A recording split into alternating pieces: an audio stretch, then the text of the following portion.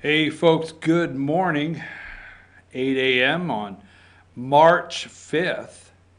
But if the bottom of the screen, I like that. I got my 24 degrees.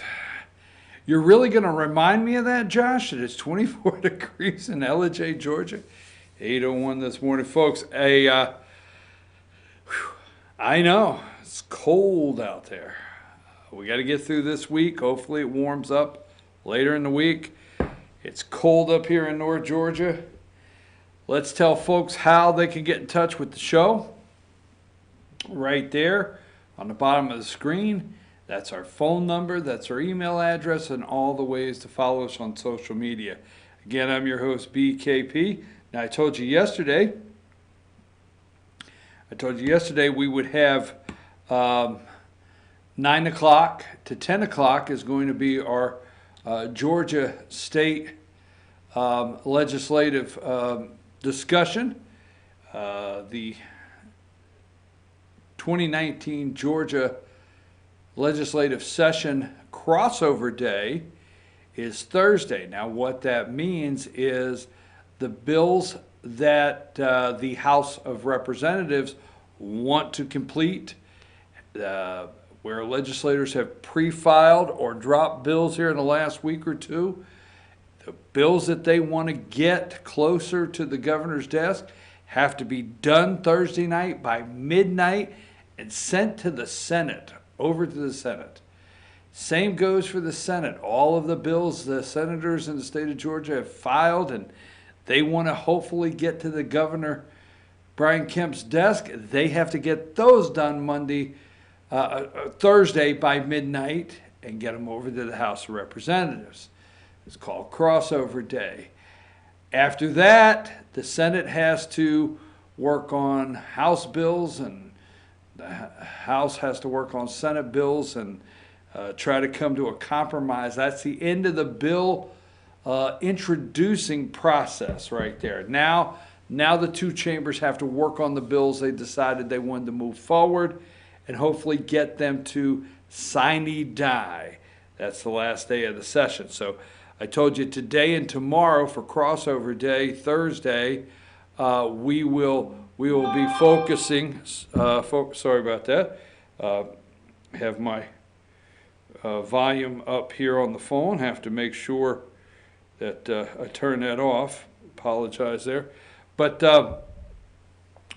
Thursday, I told you today and tomorrow from 9 to 10, we will talk about Georgia legislative session. Now, I want to go. I know everybody's talking about this. We will put it up. Okay. Let's go with number 2. We talked about it yesterday. 5:01 this morning, right out of the gate. Jerry Nadler, chairman of the House Judiciary Committee, launched investigation into potential Trump abuse. Number 3, Chairman Nadler, our job is to protect the rule of law. Okay? Protect the rule of law. And number 4, I forgot. I don't know what I'm thinking about, Josh. Let me go back just a minute. At 9 o'clock for our Georgia legislative discussion, at 9 o'clock, we're going to have 2 guests today. At 9 o'clock, we're going to have D.A. King is going to be with us. We're going to be talking about some immigration issues here in Georgia with D.A. King. And at 9:30, we're going to have District 51 State Senator Steve Gooch with us. So State Senator Steve Gooch at 9:30 and D.A. King at 9 o'clock. House Democrats demand documents on Trump-Putin talks. They want all of the documents every time he's talked to Putin. All right? Number 5, on February 21st, 2019, we wrote a joint letter to you requesting basic information about whether the president, in fact, destroyed records related to his conversation with President Putin in violation of the Presidential Records Act, or if he did not, where those records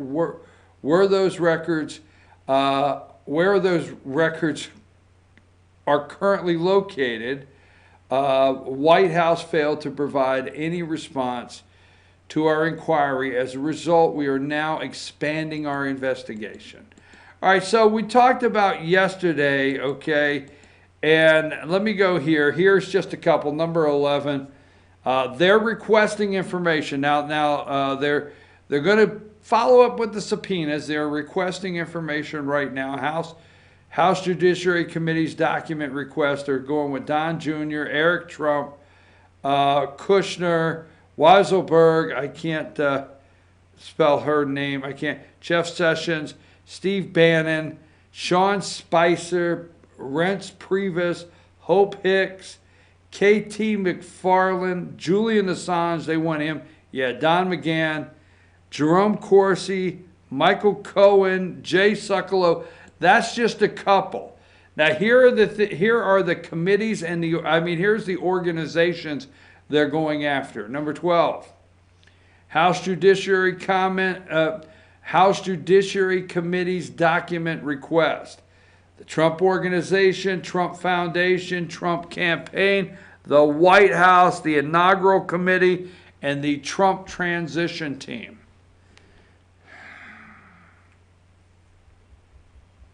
Men, this is for, I don't know what they tell women, all right? For men. You remember the last time you went to the doctor? Maybe you don't go to the doctor like you should, but this is for men. And your doctor looked at you and said, when's the last time you had a colonoscopy? Huh? When's the last time they ran a camera up? Just saying.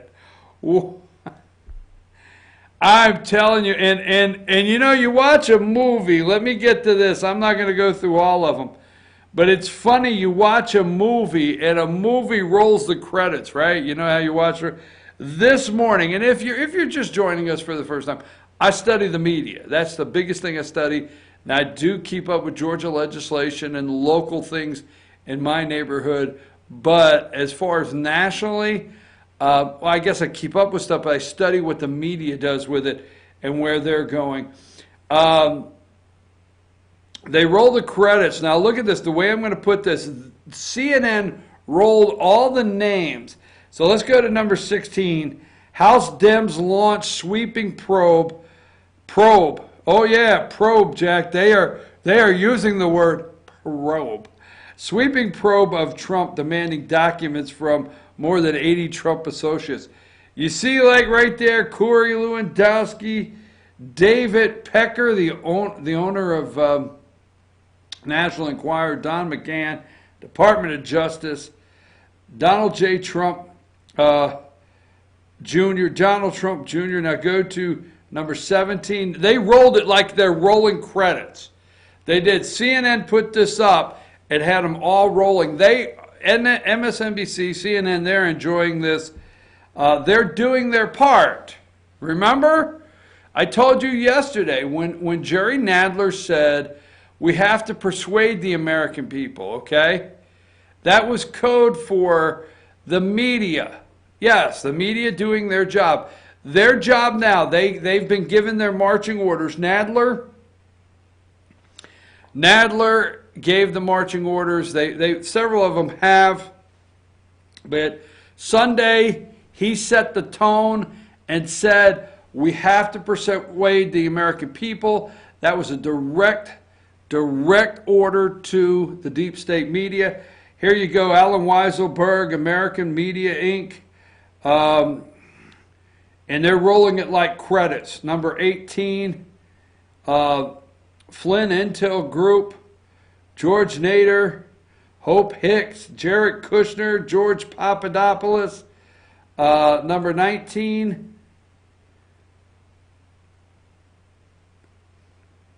Michael Cohen, Michael Flynn Jr., Paul Erickson, Paul Manafort.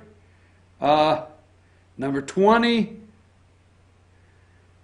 Steve Bannon, the White House, the Trump Campaign, Trump Foundation, Trump Organization.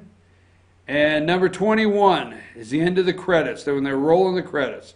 Kushner Companies, National Rifle Association, Rick Gates.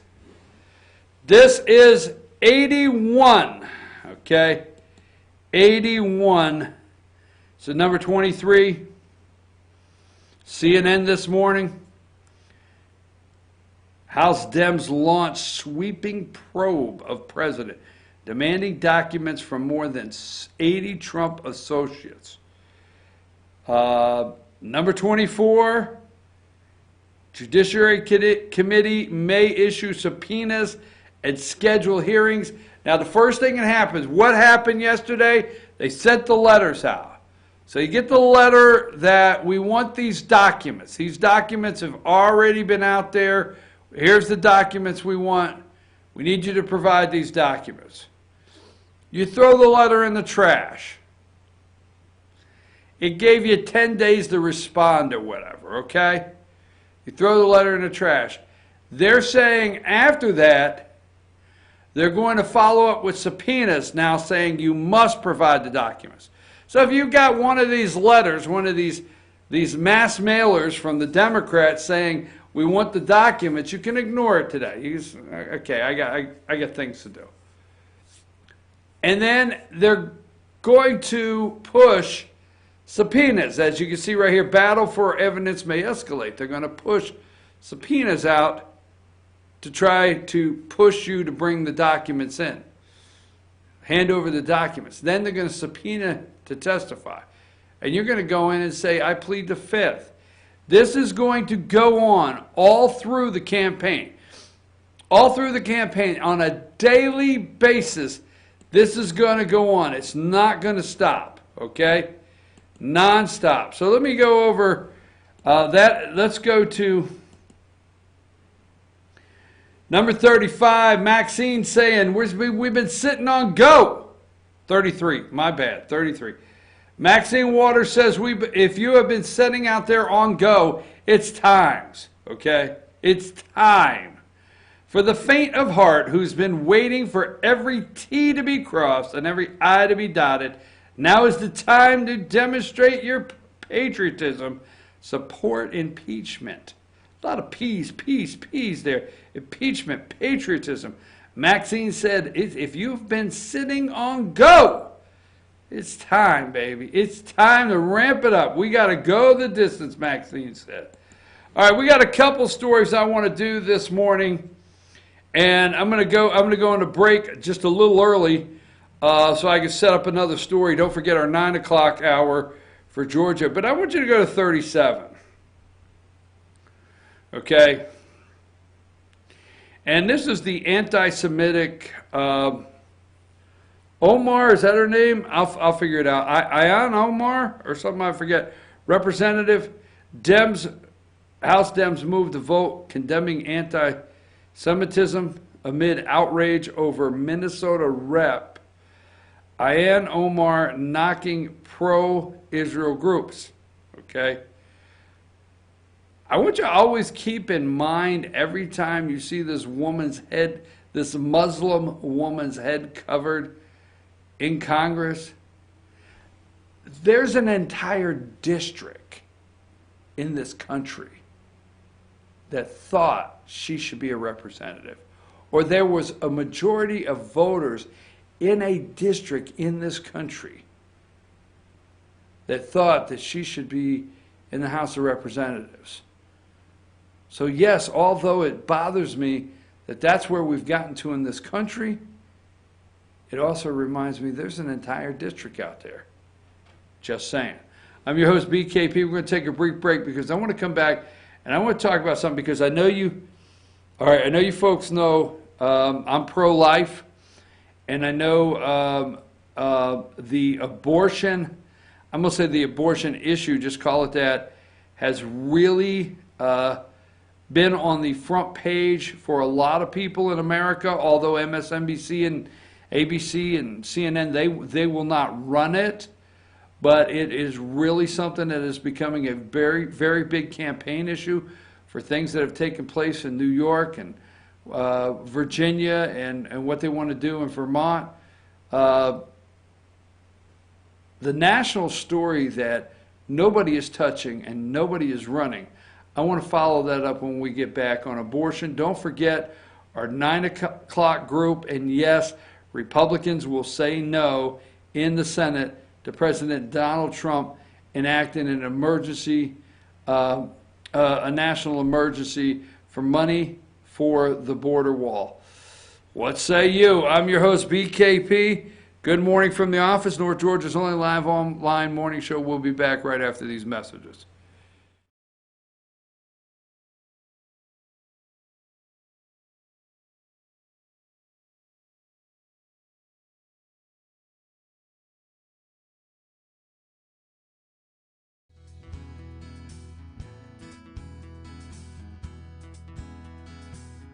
Hello, my name is Chad Watkins. I'm the manager at Larry's Body Shop. We are a family-owned and operated business and have been serving the North Georgia area since 1978. We are located at 1216 Progress Road in LOJ, Georgia. Our shop specializes in collision repair, and we work with all major insurance companies. Larry's Body Shop is ICAR Gold, the highest role of training recognized by the collision repair industry. It is estimated that only 10% of collision shops meet these standards. Our shop consists of state-of-the-art equipment such as laser measurement system, down-drive spray booth, spot and MIG welding equipment. All of our paints are mixed on-site so that we can guarantee your paint to match every time. I know that having an accident can be a stressful event. We take pride in making sure our customers are satisfied with the repair of their vehicles. Our waiting area is clean and comfortable with free Wi-Fi and refreshing beverages. So if you're in an accident, stop by and see us at Larry's Body Shop. Ace is your healthful place for paint and home goods, tools, outdoor living, and lawn equipment. But did you know Ace Hardware of Blue Ridge is a little bit more? We have hunting rifles and accessories for your next hunting trip. We have Amish furniture imported directly from Ohio.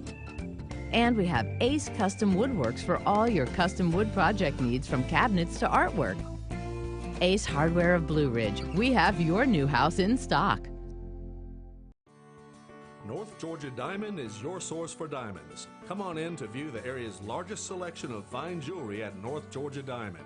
All repairs and designs are done on site by our jewelers. And North Georgia Diamond has the lowest prices on loose diamonds. You can also sell your gold, silver, and coins at North Georgia Diamond between Walmart and Lowe's in East LJ. Locally owned by Bill and Allison Craig, North Georgia Diamond is your source for diamonds in North Georgia. Better days ahead. It's truck season at Days Chevrolet in Jasper, and that means it's time to haul home a payload of savings. Now save up to $6,700 off new Chevy Colorados at Days, or save up to $10,000 off new Chevy Silverado 1500 crew cabs. If Chevy makes the truck, we've got it, and you're going to save big during truck season. Going on right now at Days Chevrolet in Jasper, where new Chevy trucks cost less. Better days ahead. Days Chevrolet. Find new roads.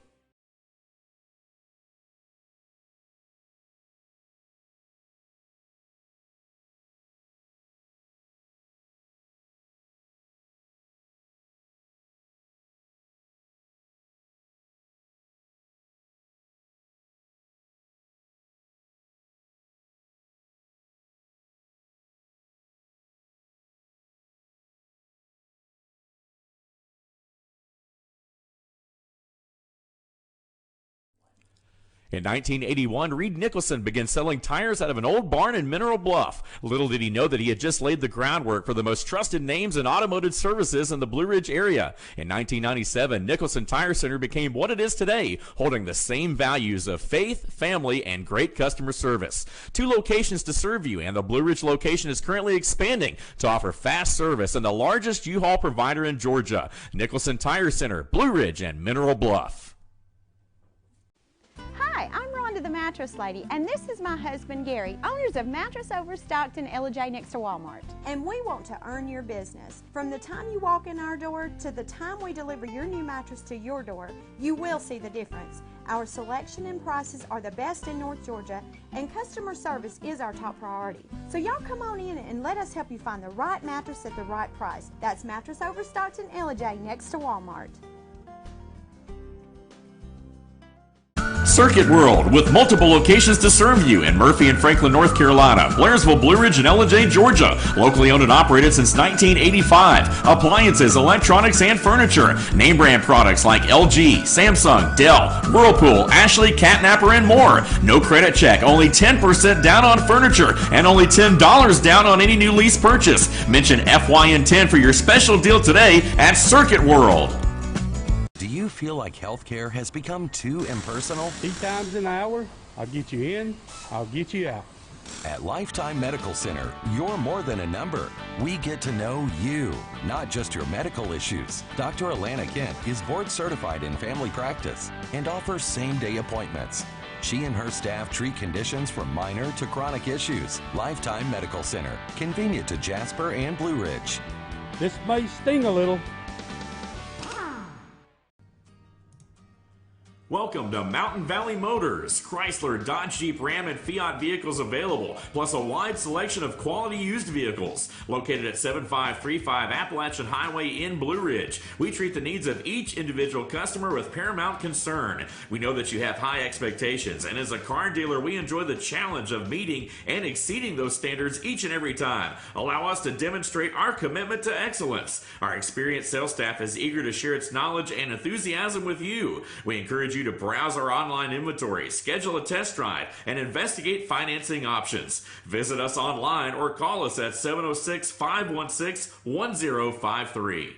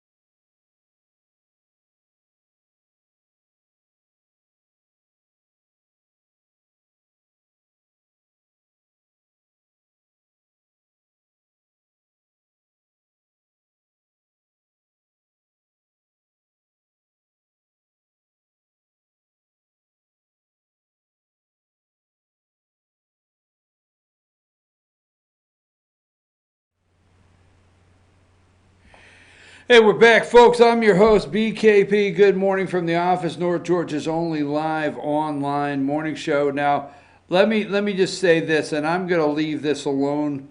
I just want to remind, let's go to number 25.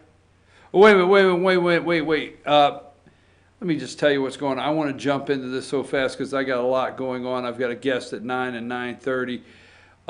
This is all the ways you can follow the show right here: phone, email, and social media. Then also we have a guest at 9 o'clock, D.A. King. We're going to be talking about some immigration issues here in Georgia, E-Verify particularly. So D.A. will be with us at 9 o'clock. At 9:30, we will have State Senator Steve Gooch will be with us at 9:30. So today and tomorrow we're dedicating the 9 o'clock hour to Georgia state legislation based on Thursday as crossover day. So we'll talk more about that. Okay, let's go with number 25. Anti-Semitic. Now there's about 3 things I want to get in here before 9 o'clock. House Dems move vote to condemning anti-Semite amid outrage over Minnesota Representative Ion Omar knocking pro-Israel groups.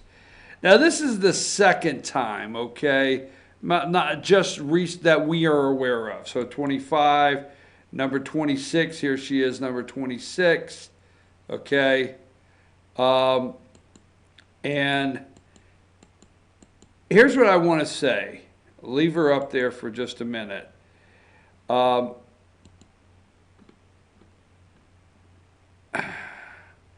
By voting, Somalis commit to Minnesota and inspire younger generations. Election win for Omar. Just confirm a spot at the table for Somali Muslims in Minnesota politics, okay? It's true the members of Minnesota's Somali community, many of whom have never been able to vote because of civil war, failed government, and mass displacement. For many, voting is a novelty. All right, I just want you to remember every time you see her and you talk about anti-Semitic and you think about Muslim and you think about Somalis, this woman is the representative of the 5th District of Minnesota. Meaning enough people in the 5th District of Minnesota, that's the scary part, not just her, felt it's okay to send her to Congress, all right? And remember every time you see her that 99% were Muslim, 99% Muslim. Now, in effort not to go there today, I've always been cautious with not questioning somebody's Christianity. I always have. If somebody says they're a Christian, they're a Christian. But I tell you what, Barack Hussein Obama, I feel in my gut, he's actually a Muslim. That's what I'm thinking. That's what I'm thinking. And now I'm in trouble, right? 93% were Muslim out of 43,000 Somali refugees that settled in the United States under Obama. The Obama administration resettled 8,000, and when this article came out, it was 2016. Obama administration resettled 8,858 Somali refugees in the United States last year, and nearly 43,000 during the 8 years. Muslims. It's a Trojan horse. My God, did we not see a Trojan horse enter this country by the number of 43,000 through Obama? Now in the 5th District of Minnesota, we have a representative that we changed the rules of the House of Representatives to allow her to wear a religious cover over her head. No, nothing's happening at the southern border. No, nothing's happening. No, there will not be enough people cross the southern border to put us in a position where these people will be in mass areas that they will be able to control voting and win a district. Just saying. So every time you see her and you hear something anti-Semitic out of her mouth, don't think that the Democrats are really trying to condemn this woman, or they wouldn't have let 43,000 in his 8 years as refugees, knowing 93% of them Muslim, as a Trojan horse. That's what you got. All right, let's go to my next story I want to make sure I cover before I close out here. Let's go to number 36. Now, this concerns me. This is number 36, okay? Now, states are already suing over the national emergency. Here are the states, okay? You can see Colorado, Nevada, Oregon, California, New Mexico, Colorado, Nevada, Minnesota, Michigan, Illinois, New York, Virginia, Maryland, Delaware, New Jersey, Connecticut, and Maine. They are already suing over the president's national emergency that he claims on the southern border so that he could use funds, okay? He can use funds to build the wall. Now, that being said, here you go. Here's Mitch McConnell, number 30. McConnell confirms Senate has enough votes to disapprove of Trump's emergency declaration. So in the House of Representatives, we had several Republicans go over and support this. Now we're going to have the Senate. McConnell confirms Senate has enough votes. They're saying about 10 maybe Republicans, 10 Republicans, to disapprove of Trump's emergency declaration. And their claim is that Congress did not appropriate the funds for that, and they have a problem with the national emergency actually taking funds. Now, I don't think many Republicans have a problem with the national emergency in itself. I think they have a problem with Congress is where you're supposed to appropriate money, and Congress has making it a national emergency and appropriating funds, taking unappropriated funds is where I think some of these people in Congress have a problem, like Rand Paul. Now, that's not why Susan Collins and them have a problem, okay? But the president will be forced to issue his first veto, and he will be issuing it against his very own party, the Republicans, and that will happen. Mitch McConnell claimed a couple weeks ago when the president did this that he supported the president using a National Emergency Act. And now today he says he begged the president not to. So that is happening. Let's go to 34. And I will stay on this one for just a second. What is that? That are the states that filing suit today. Okay? They're the ones filing suit.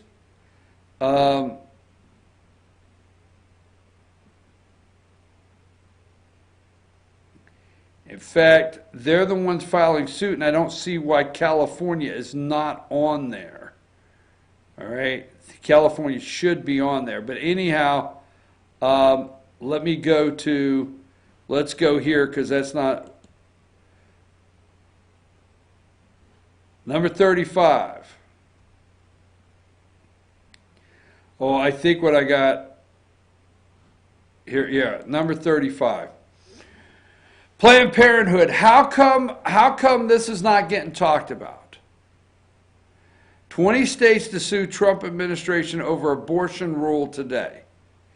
Why is this not being talked about on any of the media?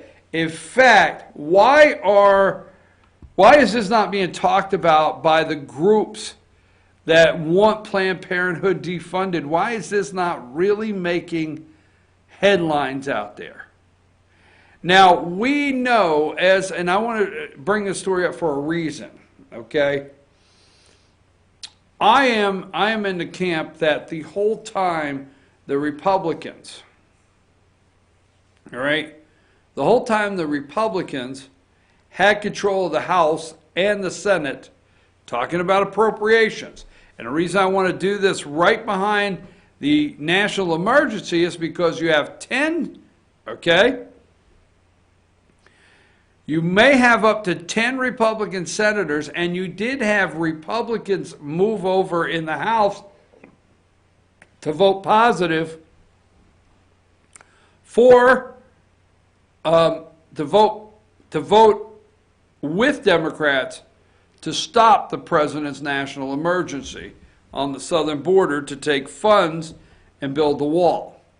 Now that I got all that together, why does this what is their reasoning for the most part?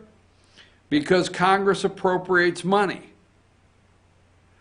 And they're not happy, some of them, especially Rand Paul, with the president taking funds that Congress did not appropriate and use them in a way that Congress did not appropriate. But for years, they let Planned Parenthood take funds, Congress did, that's all of them, House and Senate, they let them take funds that was not appropriated for abortion and used for abortion, knowingly use it for abortion.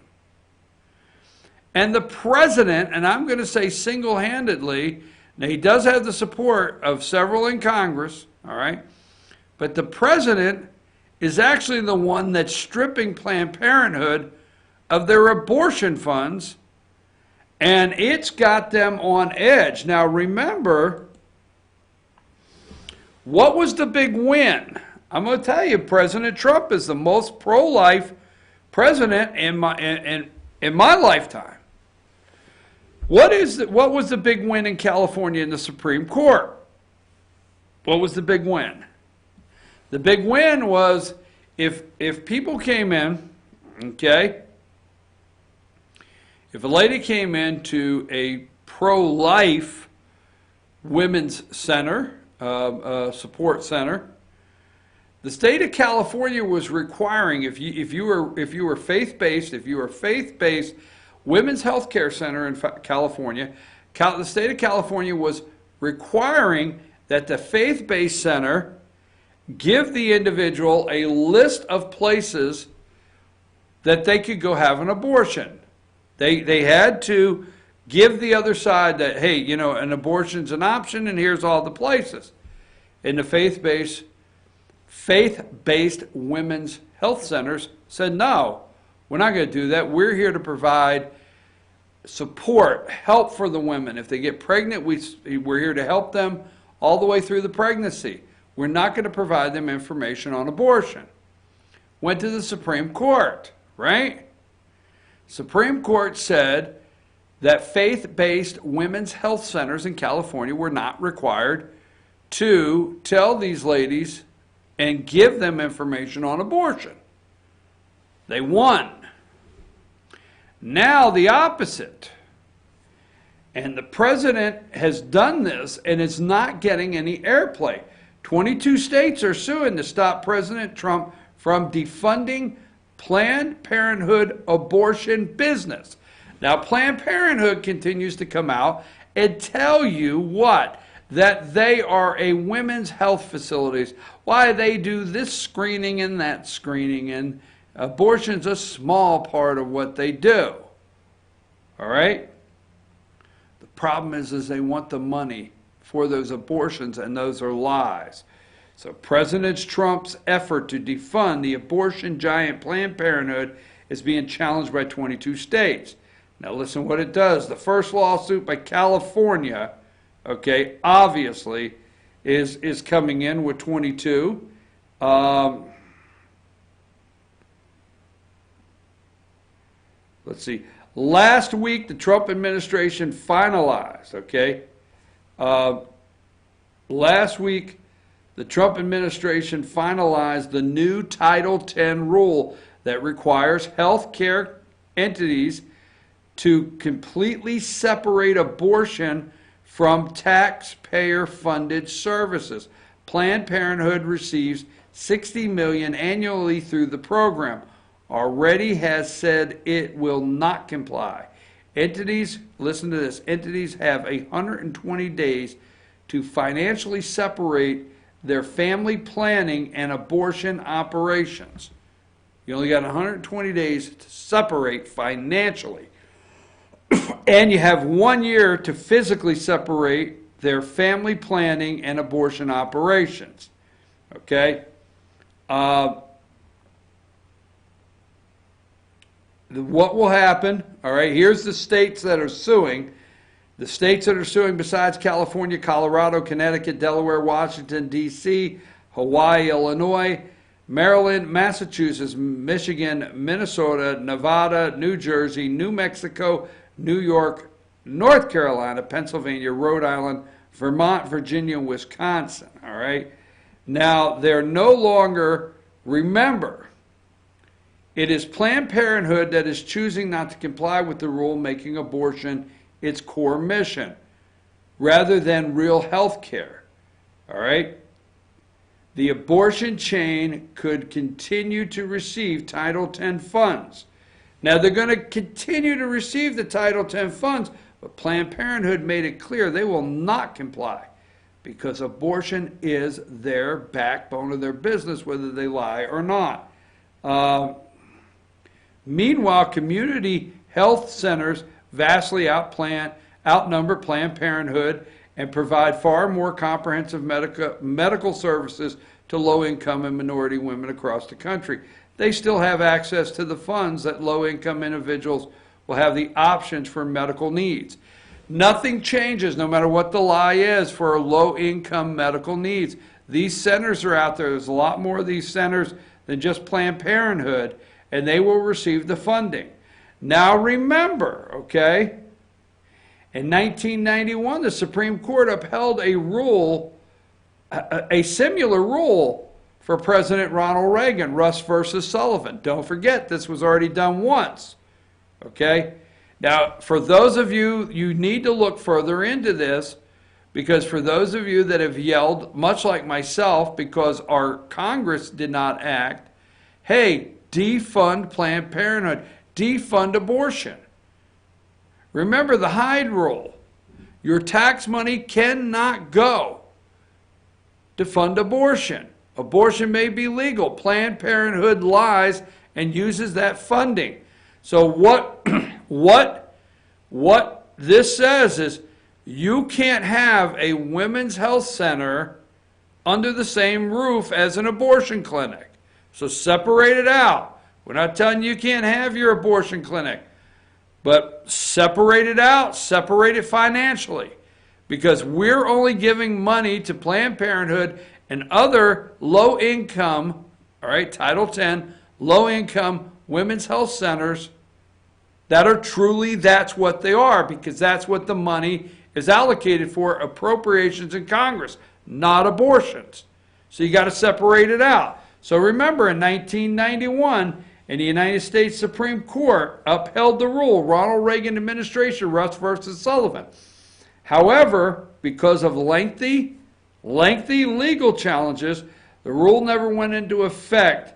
And then pro-abortion, okay, pro-abortion, President Bill Clinton eliminated the rule when he took office soon after the Supreme Court decision. So the Supreme Court basically upheld Title X that President Trump is putting back in. Ronald Reagan, for you Ronald Reagan supporters, for those that saying that Trump has taken over the Republican Party and it's taken it somewhere that we've never seen, this is almost exactly what Ronald Reagan did. It went through the courts upheld it, but by time the Supreme Court said upheld it, Title X with Reagan, Bill Clinton had become president of the United States and overturned it. So if you want Planned Parenthood abortions defunded, please follow this story. Please pay attention to this story. One more thing. One more thing on this. Not on this. One more thing before we go to break, because I have my guest coming up. Electoral College. This is a story that's, let's put this guy up, number 27, so we can have it. Okay. 2020 presidential field expands and shrinks. Former Colorado Governor Hickenlooper declares Eric Holder decided not to run. We'll talk about that. But here's former Governor Hickenlooper of Colorado, and I want to leave him up there for a minute while I talk about this next story, because I don't think we're paying enough attention to this. I know we get caught. I understand the 80, okay? I understand the 80 people they sent notices to. They want information. I understand that they're all going after the President of the United States. I got all that. But I want you to watch something because you keep hearing, I got it here. Come on. Where's my story? Okay.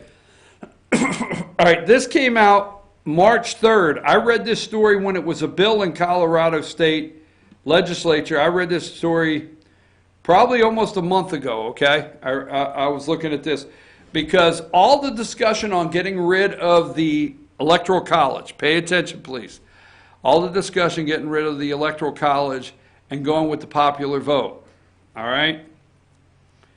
You need to pay attention that states are doing something to circumvent the Electoral College.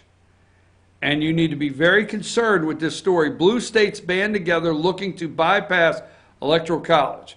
So if you happen, now listen to this, a plan to circumvent the Electoral College is gaining momentum.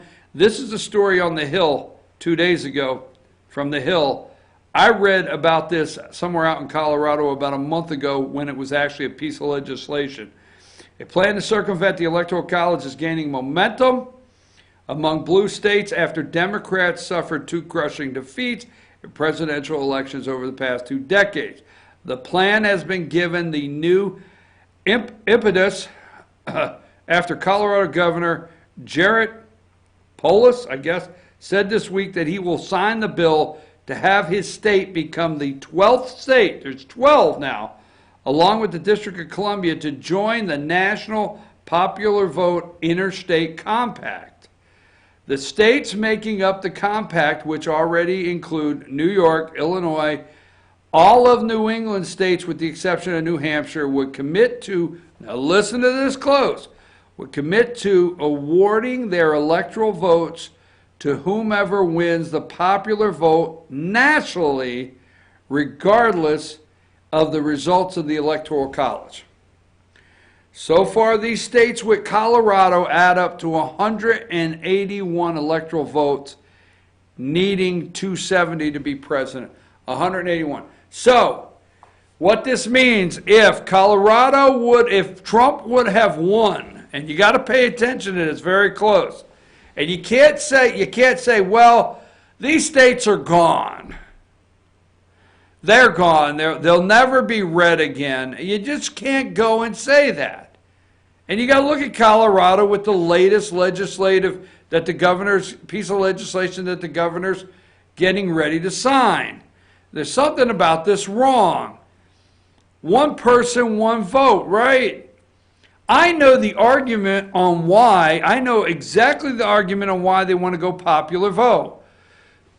Because if they go popular vote, they go New York, New Jersey, they grab that base, the Northeast, they grab as many votes there, that solid block. Then they jump over to California, Oregon, and Washington State, and they grab that solid block. And then the rest of us stuck out here have to live according to what the left and right coast of this country, deem that we should be living under, regardless of what it is. That being said, we have to protect the Electoral College, so, Idaho is relevant. Iowa is relevant. North and South Dakota is relevant. Montana and Wisconsin, Wyoming. It doesn't matter, the population.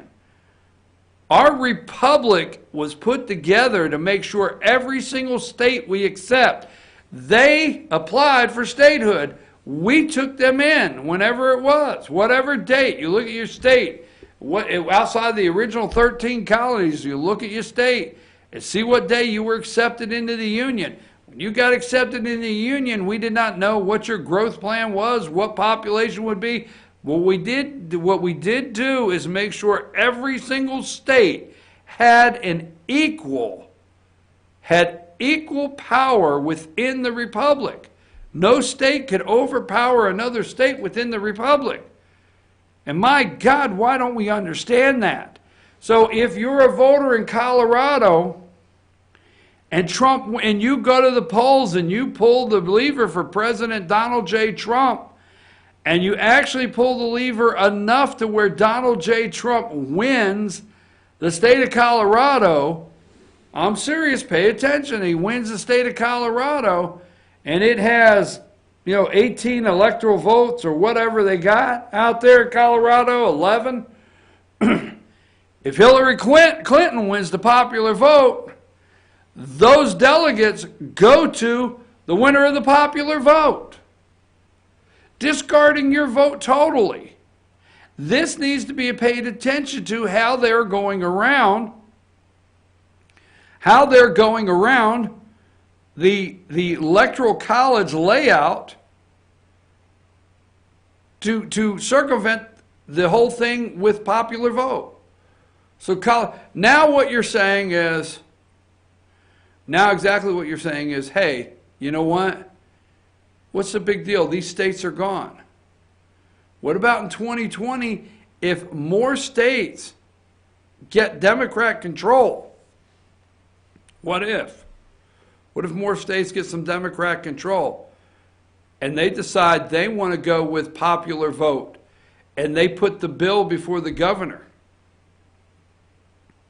Well, that doesn't matter. The state's still not going to the state's still not going to vote for Hillary Clinton.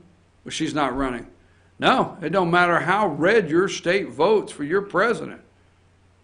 If they do that, electoral votes go to the popular vote winner. I'm just telling you, you got to pay attention to this one.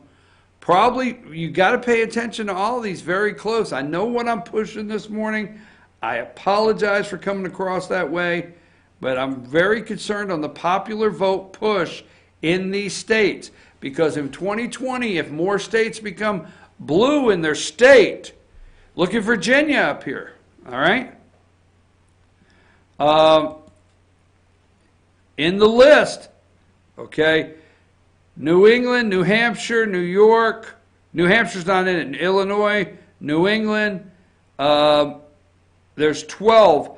I don't think Virginia is in it yet. Virginia's in it yet, but look at Virginia State House. It's only controlled by one Republican legislator. Virginia could flip just like that next time. And next thing you know, you got a corrupt governor, Ralph Northam, that'll kill kids. Yes, you got Ralph Northam that'll kill kids. You've got a Democrat House in Virginia, and they pass a bill that says, hey, you know what? Whoever wins the popular vote gets our delegates. What happens in North Carolina? Just list goes on. I'm your host, BKP. Good morning from the office. We're North Georgia's only live online morning show. We're going to take I'm just telling you, we got to watch that. Now look, if you have any state questions concerning the state of Georgia's legislation, don't hesitate to send those to us. I want to really talk, like I said, you got Planned Parenthood being defunded, 80-some. We got a lot to do in the next 2 years if you're in the Republican Party. A lot to do. Let's see here. Let me tell you who I got coming up. Stay with me.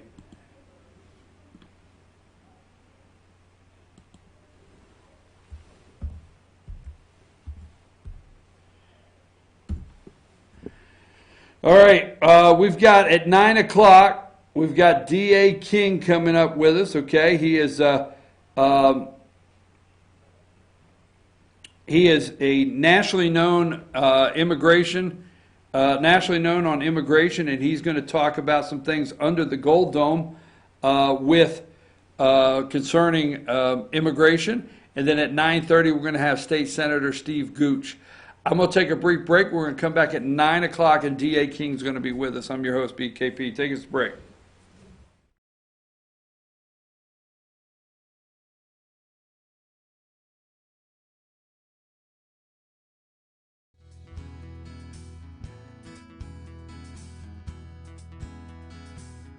Hello, my name is Chad Watkins. I'm the manager at Larry's Body Shop.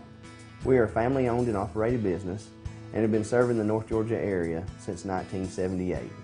We are located at 1216 Progress Road in LJ, Georgia. Our shop specializes in collision repair and we work with all major insurance companies. Larry's Body Shop is ICAR Gold, the highest role of training recognized by the collision repair industry. It is estimated that only 10% of collision shops meet these standards. Our shop consists of state-of-the-art equipment such as laser measurement system, down-drive spray booth, spot and MIG welding equipment. All of our paints are mixed on site so that we can guarantee your paint to match every time. I know that having an accident can be a stressful event. We take pride in making sure our customers are satisfied with the repair of their vehicles. Our waiting area is clean and comfortable with free Wi-Fi and refreshing beverages. So if you're in an accident, stop by and see us at Larry's Body Shop. Ace is your healthful place for paint and home goods, tools, outdoor living, and lawn equipment. But did you know Ace Hardware of Blue Ridge is a little bit more? We have hunting rifles and accessories for your next hunting trip. We have Amish furniture imported directly from Ohio. And we have Ace Custom Woodworks for all your custom wood project needs from cabinets to artwork. Ace Hardware of Blue Ridge, we have your new house in stock. North Georgia Diamond is your source for diamonds. Come on in to view the area's largest selection of fine jewelry at North Georgia Diamond. All repairs and designs are done on site by our jewelers. And North Georgia Diamond has the lowest prices on loose diamonds. You can also sell your gold, silver, and coins at North Georgia Diamond between Walmart and Lowe's in East LJ. Locally owned by Bill and Allison Craig, North Georgia Diamond is your source for diamonds in North Georgia. Days ahead. It's truck season at Days Chevrolet in Jasper, and that means it's time to haul home a payload of savings. Now save up to $6,700 off new Chevy Colorados at Days, or save up to $10,000 off new Chevy Silverado 1500 crew cabs. If Chevy makes the truck, we've got it, and you're going to save big during truck season. Going on right now at Days Chevrolet in Jasper, where new Chevy trucks cost less. Better days ahead. Days Chevrolet. Find new roads.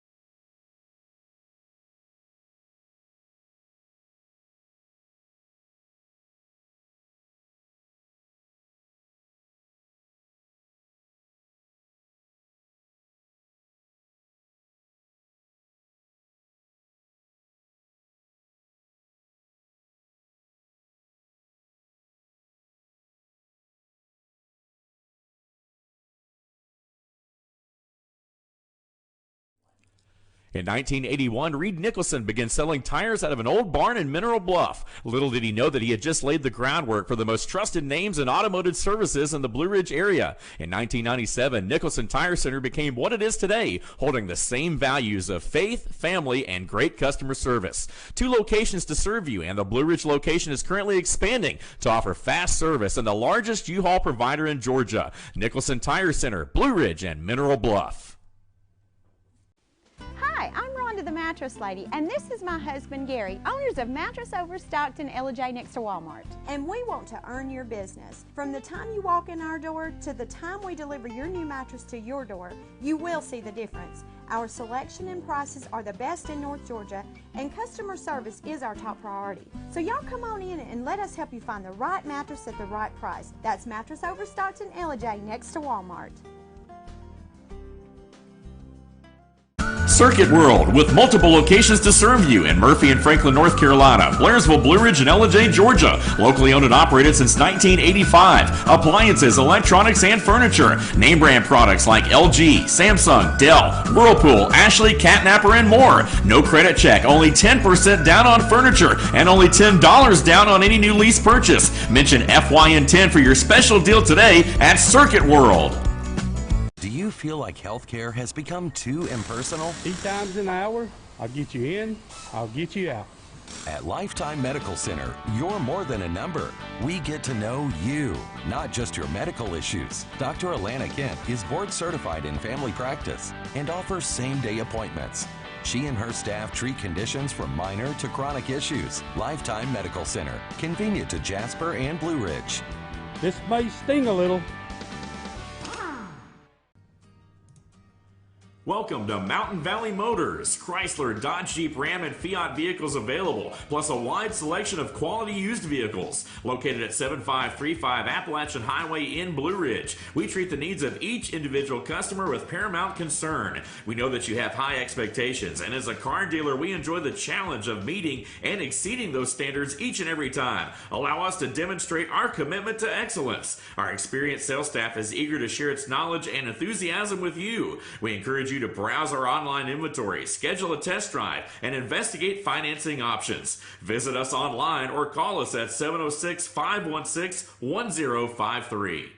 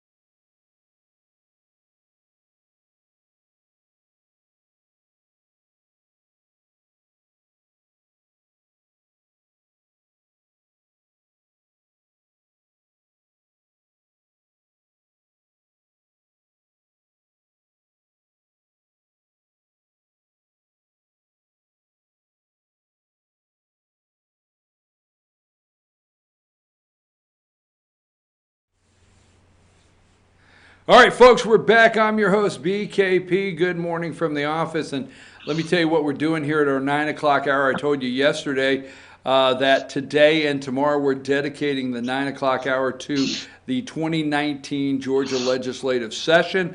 Thursday is crossover. We won't get into the details of what that means, but it's a very important week. And joining us now, D.A. King. D.A. is a nationally recognized authority on immigration and the president of the Dustin Inman Society, and also a publisher for immigrationpoliticsgeorgia.com. Mr. King, welcome to the show. Good morning, Brian. Thank you very much, sir. Always a pleasure to be on your broadcast. I tell you what, like I said, we're keeping up. We got till Thursday crossover. We don't want to get deep in the weeds on that, explaining that, but that means between today and tomorrow and Thursday at midnight, the bills pertaining to immigration or anything surrounding that has to get crossed over to one chamber to the other. And you particularly talked to me yesterday, and I'm going to give you the floor on this, concerning SB 445, and that bill is from last year. Would you explain to our audience what it is about that bill that you want to discuss this morning?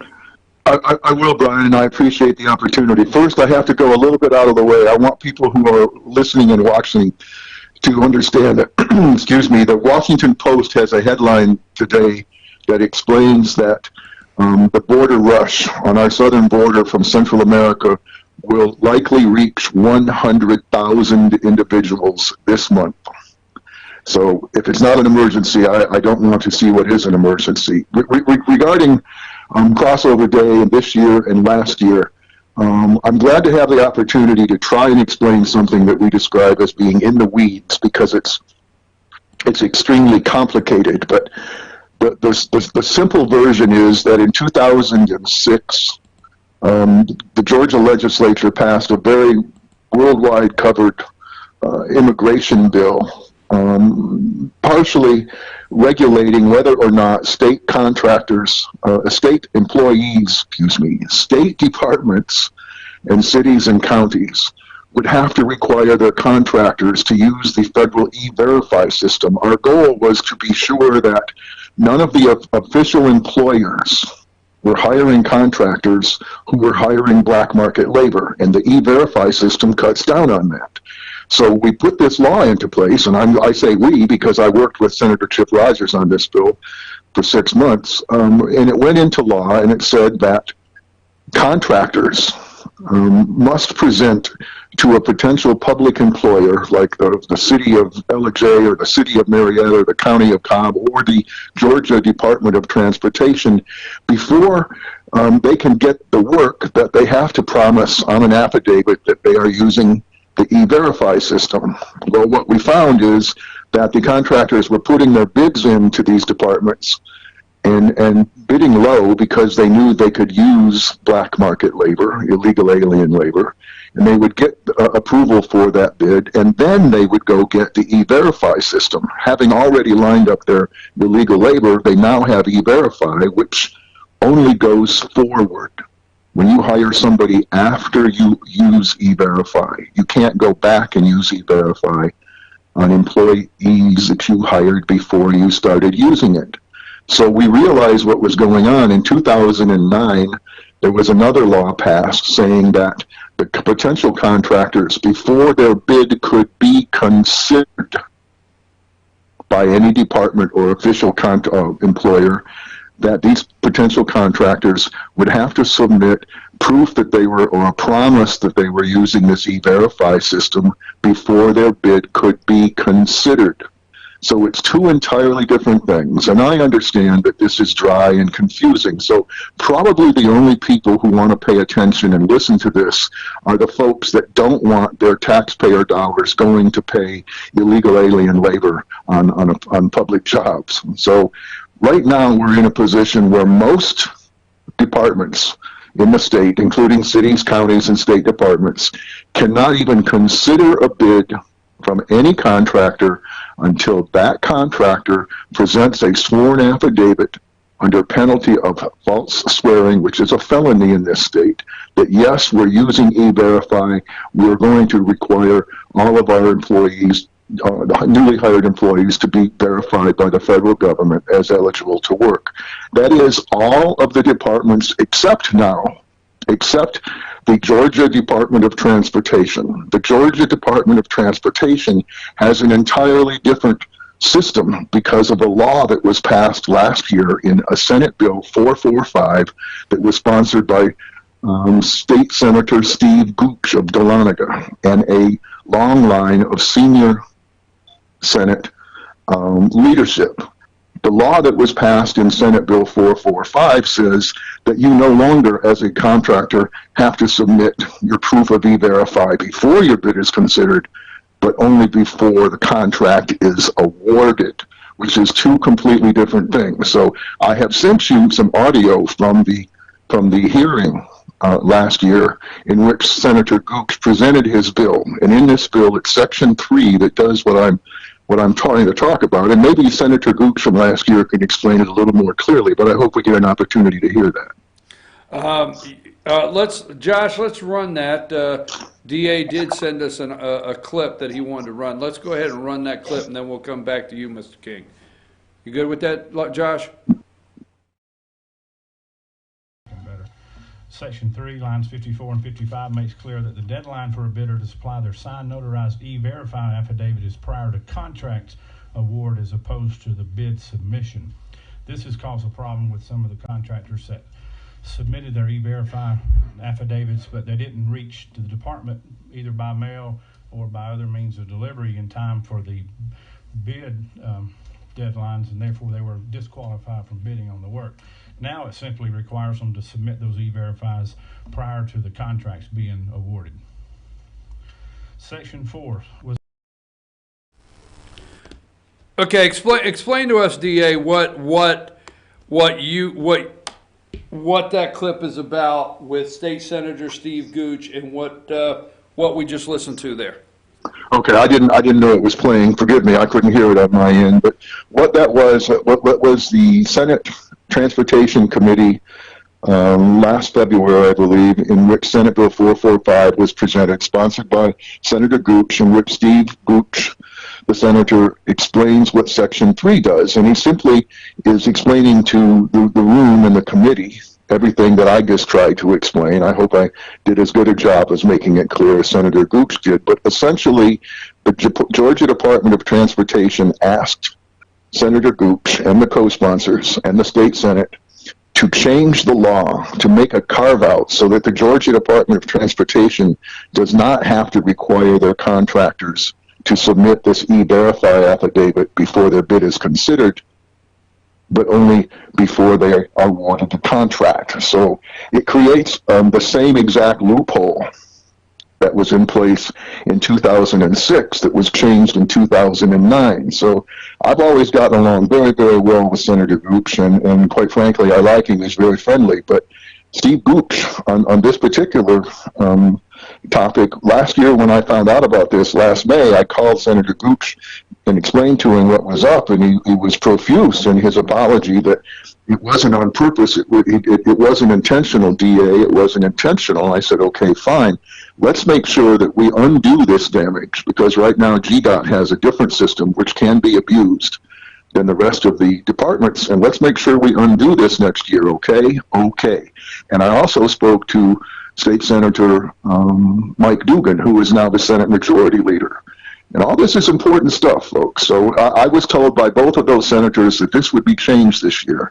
Now, this year, Senator Gooch does not return my phone calls. And I do happen to bump into him in the hallway the other day. He assured me that the commissioner, the Georgia Department of Transportation, says nothing has changed. So now we're in a position where Senator Gooch has introduced a bill, changed the law, and now we're being told that the law has not changed. This is unacceptable, and most people who take just a few minutes to look into this will understand the obfuscation, and that's the nicest word I can use that's going on. So if you hear the DA has it all wrong, I beg you to play the recording that you just played of Steve Gooch if you have Senator Gooch on anytime in the near future.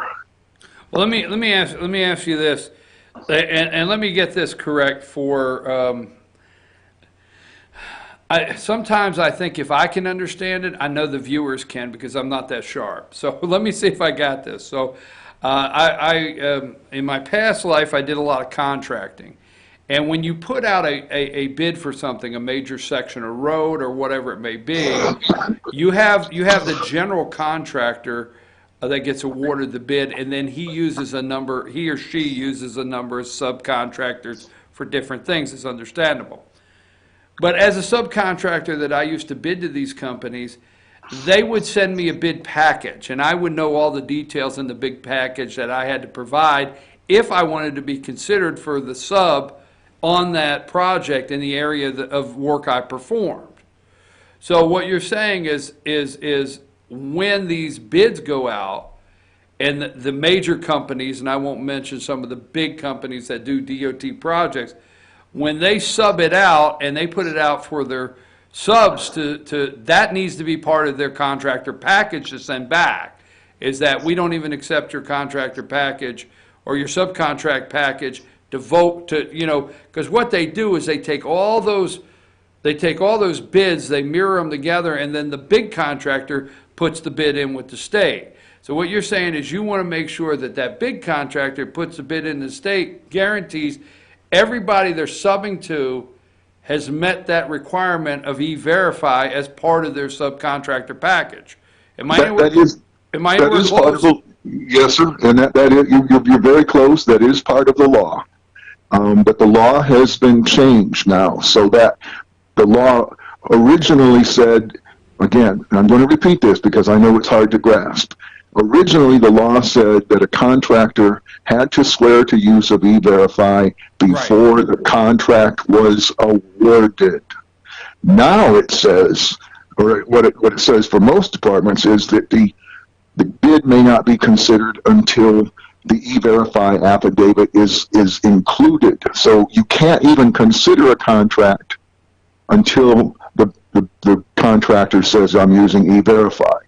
Senator Steve Gooch's bill changed that for GDOT, at GDOT's request. So if anybody tells you that GDOT does not have a different and special system for accepting bids on their massive contracting system that is different from every other department under the law in Georgia, they are telling you something that is false. Now, there's one more thing. I wrote a very long column on this for Insider Advantage Georgia, and I hope it's not too late for you to consider publishing this on your website to help people catch up, but it's very informative. In my column, I cited 6 different examples of CBS Atlanta, Channel 46, in 2010, going after GDOT on an investigation illustrating the multiple times that the Georgia Department of Transportation had ignored the law as it was before Senator Gooch changed it. The headline in one, GDOT is breaking state's immigration law. Violation may make it easier for contractors to hire illegal immigrants. The other headline, CBS Atlanta asks if GDOT contractor is hiring illegal workers. GDOT didn't know the illegal immigrant labor law, and it goes on and on. My point is that the Georgia Department of Transportation was in violation of the law before.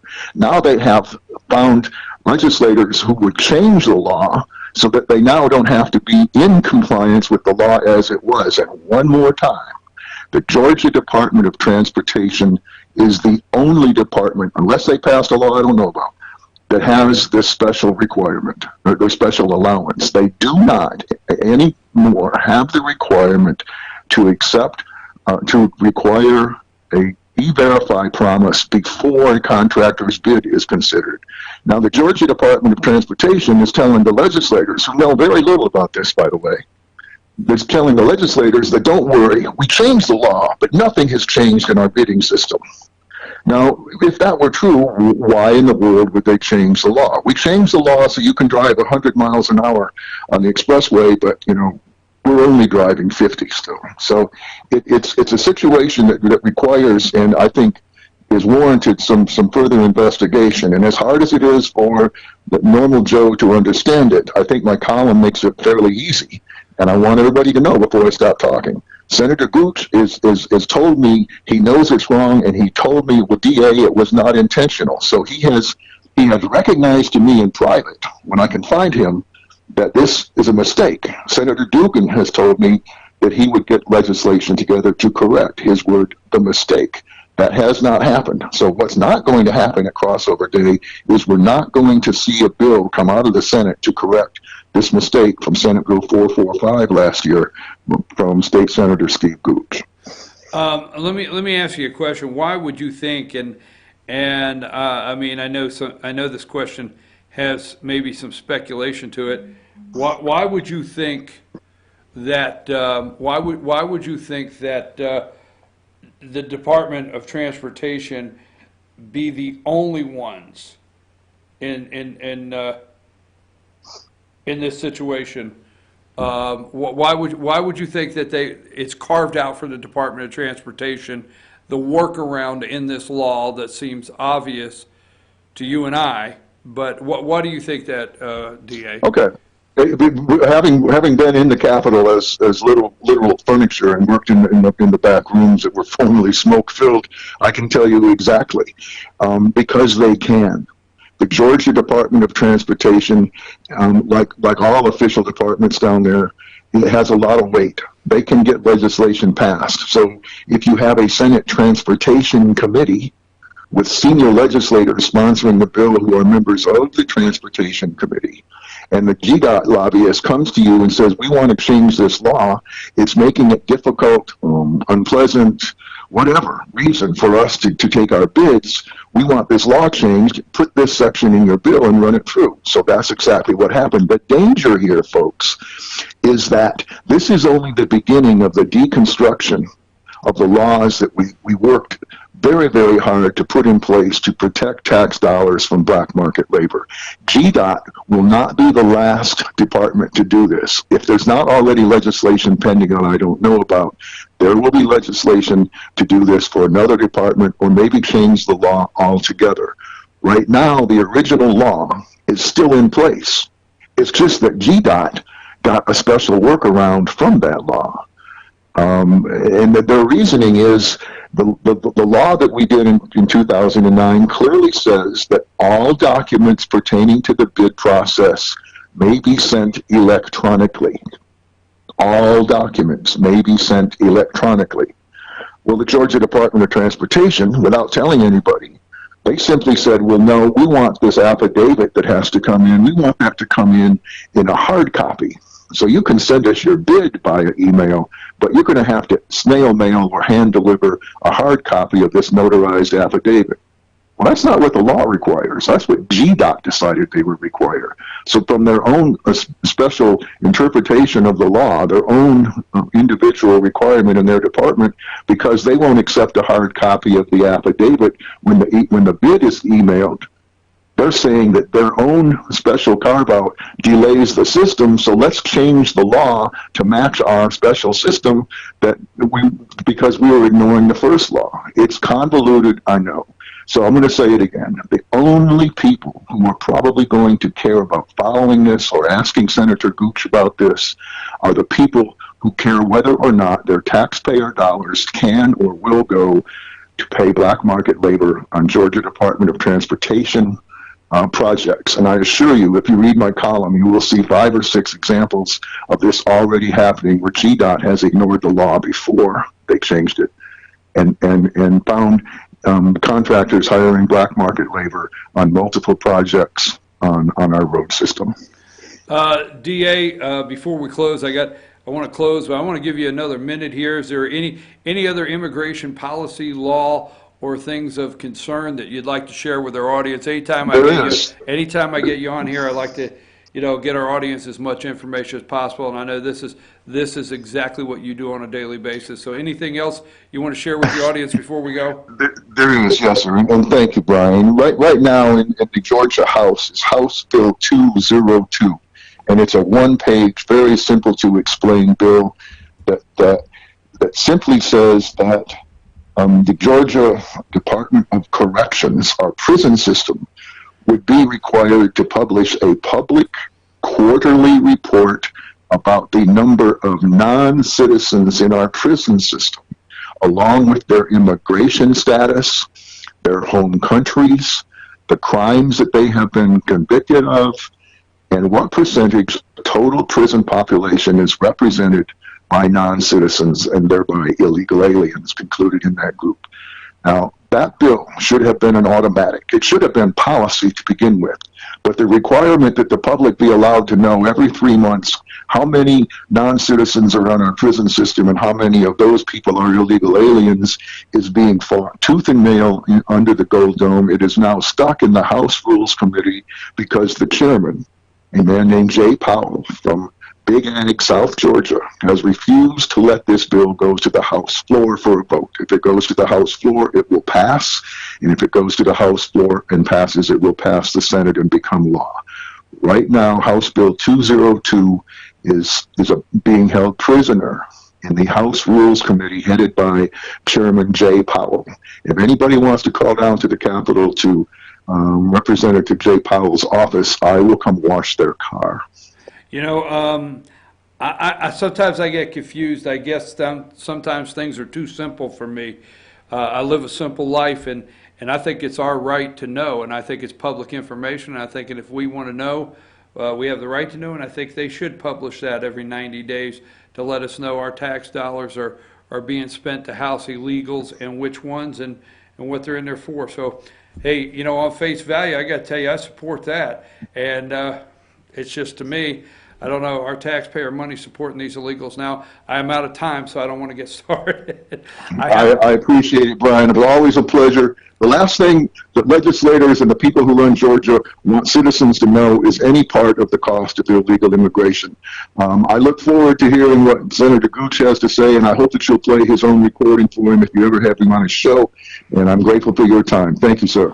Thank you, sir. And we got to go, folks. But again, D.A. King, nationally recognized authority on immigration, president of the Dustin Inman Society, and also publisher at immigrationpoliticsgeorgia.com. We're going to take a brief break, and we'll be right back. And our next guest will actually be State Senator Steve Gooch, and give him an opportunity to answer this first segment. Take us to break.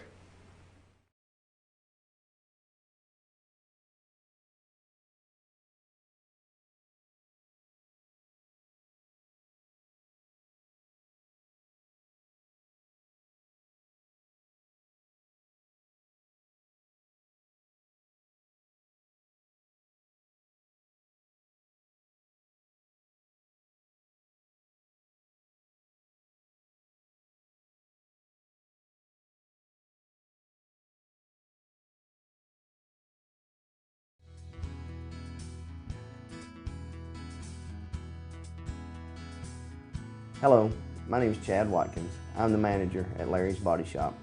We are a family-owned and operated business and have been serving the North Georgia area since 1978. We are located at 1216 Progress Road in LJ, Georgia. Our shop specializes in collision repair and we work with all major insurance companies. Larry's Body Shop is ICAR Gold, the highest role of training recognized by the collision repair industry. It is estimated that only 10% of collision shops meet these standards. Our shop consists of state-of-the-art equipment such as laser measurement system, down-drive spray booth, spot and MIG welding equipment. All of our paints are mixed on site so that we can guarantee your paint to match every time. I know that having an accident can be a stressful event. We take pride in making sure our customers are satisfied with the repair of their vehicles. Our waiting area is clean and comfortable with free Wi-Fi and refreshing beverages. So if you're in an accident, stop by and see us at Larry's Body Shop. Ace is your helpful place for paint and home goods, tools, outdoor living, and lawn equipment. But did you know Ace Hardware of Blue Ridge is a little bit more? We have hunting rifles and accessories for your next hunting trip. We have Amish furniture imported directly from Ohio. And we have Ace Custom Woodworks for all your custom wood project needs, from cabinets to artwork. Ace Hardware of Blue Ridge, we have your new house in stock. North Georgia Diamond is your source for diamonds. Come on in to view the area's largest selection of fine jewelry at North Georgia Diamond. All repairs and designs are done on site by our jewelers. And North Georgia Diamond has the lowest prices on loose diamonds. You can also sell your gold, silver, and coins at North Georgia Diamond between Walmart and Lowe's in East LJ. Locally owned by Bill and Allison Craig, North Georgia Diamond is your source for diamonds in North Georgia. It's truck season at Days Chevrolet in Jasper, and that means it's time to haul home a payload of savings. Now save up to $6,700 off new Chevy Colorados at Days, or save up to $10,000 off new Chevy Silverado 1500 crew cabs. If Chevy makes the truck, we've got it, and you're going to save big during truck season. Going on right now at Days Chevrolet in Jasper, where new Chevy trucks cost less. Better days ahead, Days Chevrolet. Find new roads.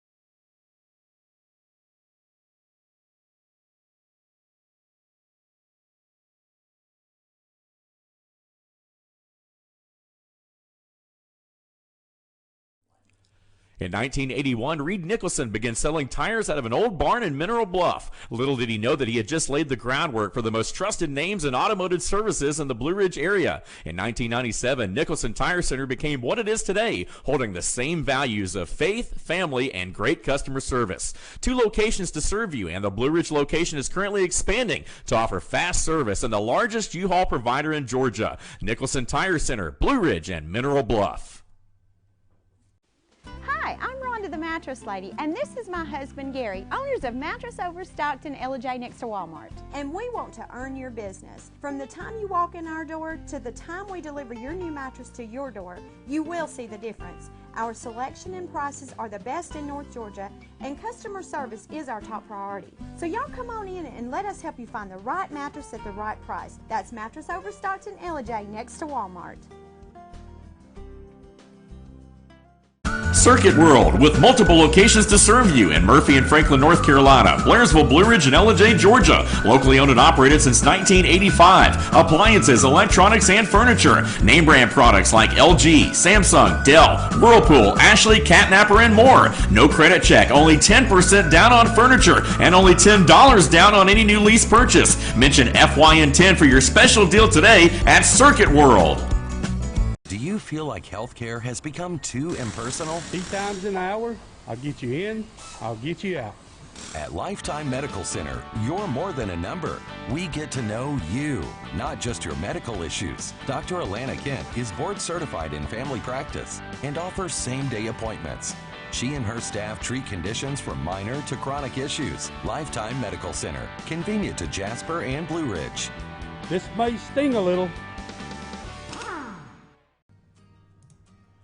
Welcome to Mountain Valley Motors. Chrysler, Dodge, Jeep, Ram, and Fiat vehicles available, plus a wide selection of quality used vehicles. Located at 7535 Appalachian Highway in Blue Ridge, we treat the needs of each individual customer with paramount concern. We know that you have high expectations, and as a car dealer, we enjoy the challenge of meeting and exceeding those standards each and every time. Allow us to demonstrate our commitment to excellence. Our experienced sales staff is eager to share its knowledge and enthusiasm with you. We encourage you to browse our online inventory, schedule a test drive, and investigate financing options. Visit us online or call us at 706-516-1053.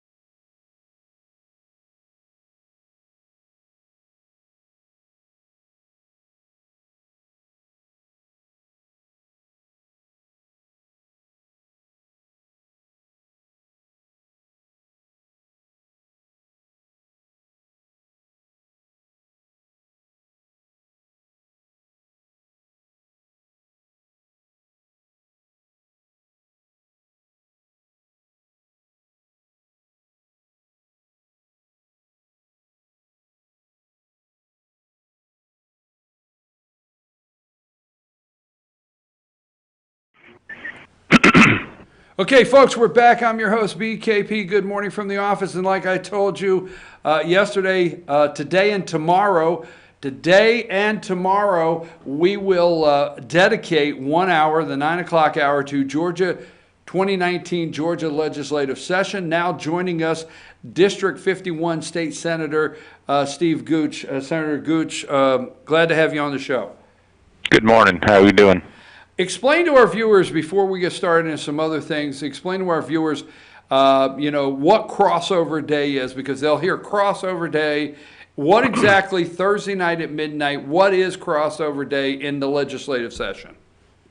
Okay, well, good. Crossover day is technically the 28th day of the 40-day session, and it's the day that all bills in the House or the Senate must pass their chamber in order to be considered in the other chamber in the same current year. And so there's 200 or 300 bills in each chamber. There's probably more in the House, actually, because there's 180 House members and only 56 senators. So there's hundreds of bills being heard in committees, and you have until, actually yesterday was the last day to have the committee to pass the bill in order to have it committed to the Rules Committee to have it heard on the floor by Thursday night. So after Thursday, if your bill didn't clear the chamber, then it would have to wait until next year. So a bill right now would have had to have been able to basically already by today made it through the process of the hearings and rules to get to the vote for Thursday, to get on the roll call to vote for Thursday. So there's not a new bill that can be dropped today or tomorrow, or there are exceptions, and Okay. one a local bill. Let's say the city of Blue Ridge wants to change its charter and amend something minor in their charter, then that can be done for another couple of weeks. And so there's still time to do those local legislation issues. And so those go on the consent calendar, and they're not heard in committee like the bills would be on a general calendar bill.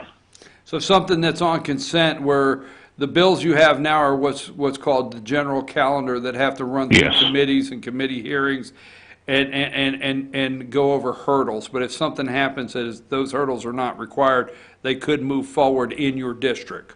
That's correct. Okay, all right. Moving right along, because I know you're busy and you got to get on the floor by 10 in the last couple days here. So I do want to discuss last year, SB 445, and the reason I bring that up, and I want to get into some newer legislation, is our last guest, and a lot of email correspondence with myself here, and our last guest on the show, D.A. King. And I know you know D.A. King. He is concerned that SB 445 has a loophole for the Department of Transportation where E-Verify that is required in the bid before the bid is opened with other state governments like counties and things like that. The Department of Transportation does not have to require that E-Verify until the contract is awarded. I know it's convoluted. Can you clear that up and answer somewhat what questions he's bringing up? I know you're aware of what he's talking about. Yeah, and DA and I have talked in the past. In fact, we've talked briefly this year about it, and he sent emails, and he's been very active down here for years in passing anti-immigration legislation, and I've co-sponsored and voted for all of those over the years and worked with Josh McCoon and others, and I don't think you'll ever see my voting record tarnish in that regard. I've always been very strong on immigration issues here in Georgia, and so every year we have what's called a housekeeping bill. Every state agency, or typically most state agencies, have housekeeping bills yearly, and they clean up language in their code section. And so the DOT has similar language every year, almost every year, and I'm the sponsor of those bills, primarily because I used to be the chairman of transportation, and I was on the DOT board, and I was a county commissioner, so I'm very familiar with their business and their procurement process. And so that bill, I'm not sure if there was any other language in it. I'm sure there probably was, but it had language in there pertaining to when the immigration information had to be verified. And so they were having trouble. The DOT in the procurement office was having trouble with some of their contractors having all of their information submitted by the deadline of the date they were going to open bids. And so let's just say hypothetically that at 4 o'clock on Friday of this week, they were going to open a bid on a $500 million project. And they wanted to try to solicit as many bids as possible for that project, because bids try to, you try to get competitive bids to lower the price and get good quality bidders, and you want to bring as many in-state bidders in as well. So, you've always got the out-of-state bidders and contractors, international contractors that are in here trying to get our work now. So we try to encourage more and more bidders so we get better pricing. And if you found one piece of paper out of place whatsoever in that bid requirement, then those bids were disqualified, which means they were rejected. They weren't even opened. And so we were seeing that technicalities were being missed in the bid documents before they were even opened. And one of those was that issue. If the E-Verify document was not notarized, for example, and didn't have the proper date on it or the signature, then that would disqualify from that bid even being opened and read into the minutes of the meeting. And so the change that was made was simply, instead of requiring that E-Verify document to be submitted before the bid was read, it was changed to where the E-Verify documentation had to be submitted and verified before the bid was awarded. And there's a big difference between awarded and the contract being signed. So once the bids are opened, they read all the bids. Let's say there's 15 bidders that bid on this project, and 15 bids were read, all 15 numbers were written down. And then after that, they look at the lowest bidder and they say, you look like you are the apparent low bidder. Let's say it's the Brian Pritchard Paving Company. You are the lowest bidder based on the number that you submitted. Now, the next step is to go through that bid document to make sure all of the paperwork's in place. One, did he have the performance bonds in place? Did he have the bid bonds in place? Does he have his workers' compensation certificates? Does he have the general liability certificates? Does he have a list of subcontractors that are going to be working on the job? And then you go to that level and then you say, okay, how about E-Verify? Does Brian Pritchard Paving Companies have his E-Verify papers on file? Are they current? Does all of his subcontractors have their E-Verify papers in the file? Are they current? And then before any contract is executed, which could be weeks or months later, all of that's verified through the procurement office, and they come back to the DOT commissioner's office and say all the paperwork's in place, A through Z, and we're ready to proceed to execute the contract for that project. And so moving that from before the bid is even read to the time to where the bid is awarded really doesn't change anything, except it saves hundreds of hours of time from the DOT employees and their consultants having to go through hundreds and thousands of pages of work and documentation to verify all of that's done before you even accept their bid. And so it seemed like a normal process. You know, we don't want to ever let a contract let to people that don't have the paperwork in order. But if we can save the time and the money on the front end and still have the barrier in place to prevent those contracts from being let to companies that don't qualify, then it seemed like the right thing to do to save the money. And it does save a tremendous amount of time and money. Okay, I just want to say this because I got to get to some things that are on the floor because you got to go. So I think one of the questions that I heard earlier from our earlier guest is if you open the bids in May and the apparent low bidder does not have the form on E-Verify and his or her subcontractors do not have theirs listed as E-Verify, and you let the contract out in August, and you say to them, hey, you notify them you're apparently the low bidder, and then that gives them 3 months. And my understanding is from the day you open the contract to the time you actually give them the contract, if they become E-Verify the day before that contract is let, that's all that's required.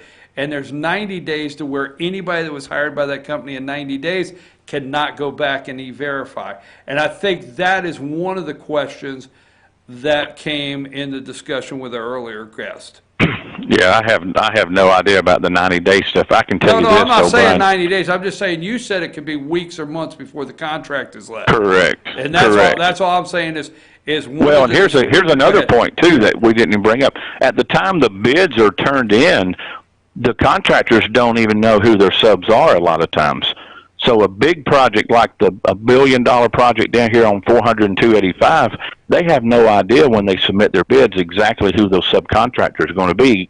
For example, who's going to stripe the pavement, who's going to put the guardrail in, who's going to put in the signage, who's going to lay the fiber optic cable, who's going to lay the conduit for all of that technology. I mean, there's hundreds of subcontractors to a project of that size. And so until the project gets awarded, you don't know who all those subs are. Now, once the general contractor submits his list of subcontractors, that's the best time to ask for those E-Verify documents. You don't necessarily want to do it on the front end because you don't know who might come in 3 or 4 weeks later and become the subcontractor for some of that work. And so I believe the closer you get to the time the project is awarded and the contract is executed, that's when you want to make sure all those documents are in place. And that's what the attorneys at GDOT do. They spend a lot of time scrubbing through those documents. Again, not just on E-Verify, but for performance bonds, for general liability insurance certificates, all of those things that would protect the taxpayer. And so I think it's okay. Now, if DA or others thinks that there's still a problem or a loophole, I'd be happy to sit down with the DOT and let him look at it. But I believe there's been correspondence back and forth between DA and the attorneys over at GDOT. I'm not sure we're ever going to completely satisfy DA, but I can tell you, if I thought that any contracts were being let to people that were hiring illegals, I would not stand here today and support it at all. Senator, let me end it with this. Before a contract is let by the DOT, all requirements, including E-Verify, are met before that contract is signed, correct? 100%, yes, sir. All right. I want to move on. I'm going to leave that to the audience to sort out through the details. 2019, 2020, hundreds of pieces of legislation down there. I know there's so many we could get into. I want to get into a personal one. I want to be upfront with the audience. I want to get into a personal one. Does SB 218 stand a chance? Stand a chance of getting out of off the floor and crossing over? Where do we stand on that one? And that's the Living Infant Fairness Equality Act. Where does that stand? Is that the heartbeat bill? Yes, I'm sorry, sir. Yes, it is. All right. I believe there is a heartbeat bill in the House. I'm not sure the one in the Senate passed out of committee. I don't see it on my list for today. But you put the bill on the floor, it's going to pass, and I support it 100%. And I co-sponsored the bill with Bruce Thompson, I believe is the sponsor in the Senate on that. That's the reason I'm bringing it up. You have Bruce Thompson, Mike Duggan, yes, Blake Tillery, Butch Miller, and Bill Heath, and yourself, Senator. And that's the reason I wanted to bring this one up, because I personally, I'm out front with it. I'm pro-life, and I like this bill. And I know the House has one. So what would you say the odds between the House and the Senate bill here that we could possibly get this to the governor's desk?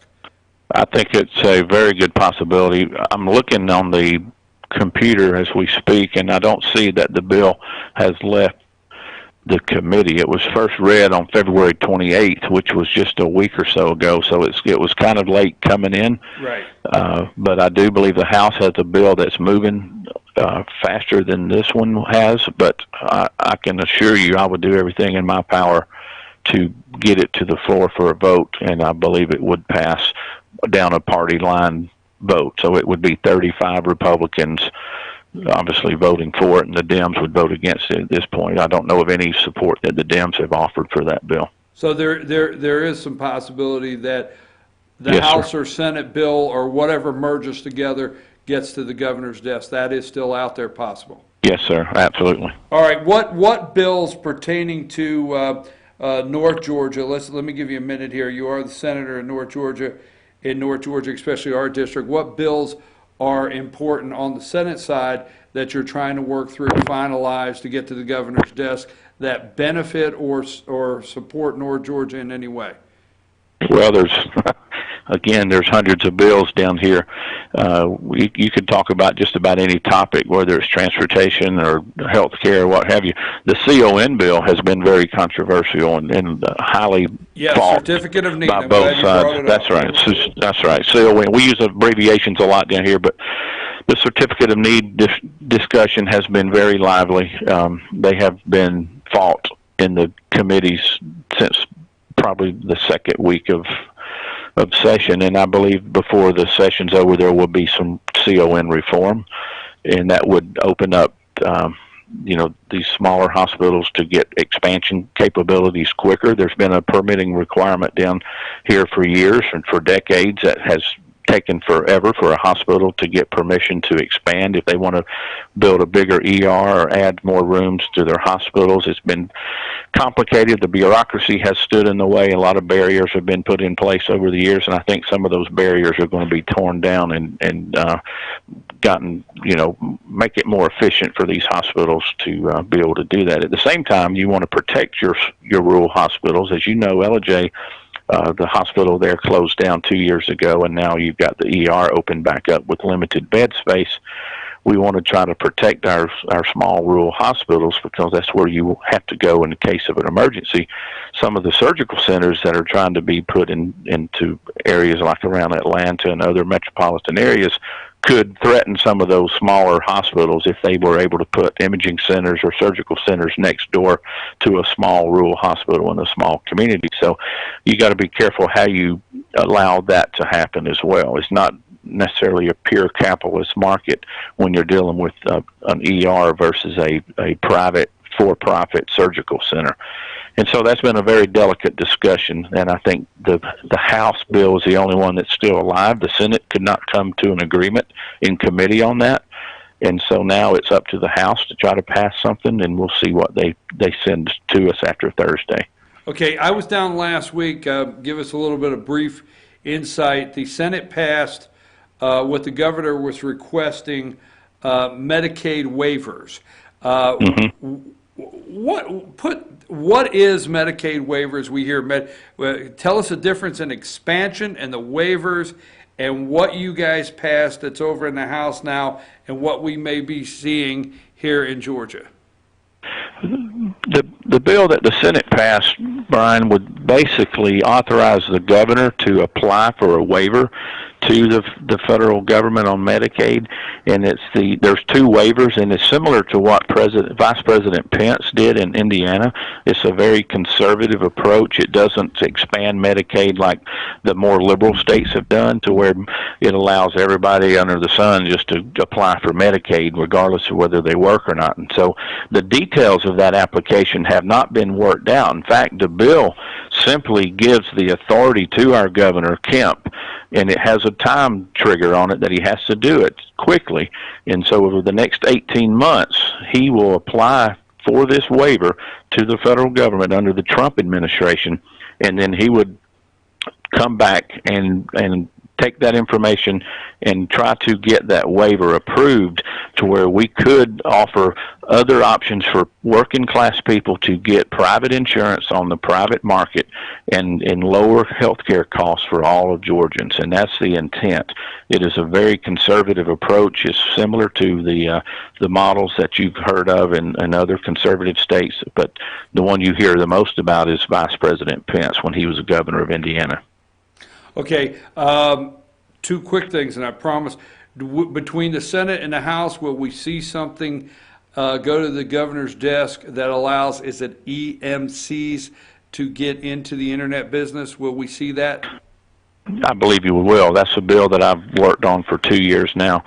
Last year we had a similar bill. It died on sine die because the cable companies of Georgia fought really hard to try to keep out any competition. This year it's SB 2, Senate Bill 2 is on the floor on Thursday.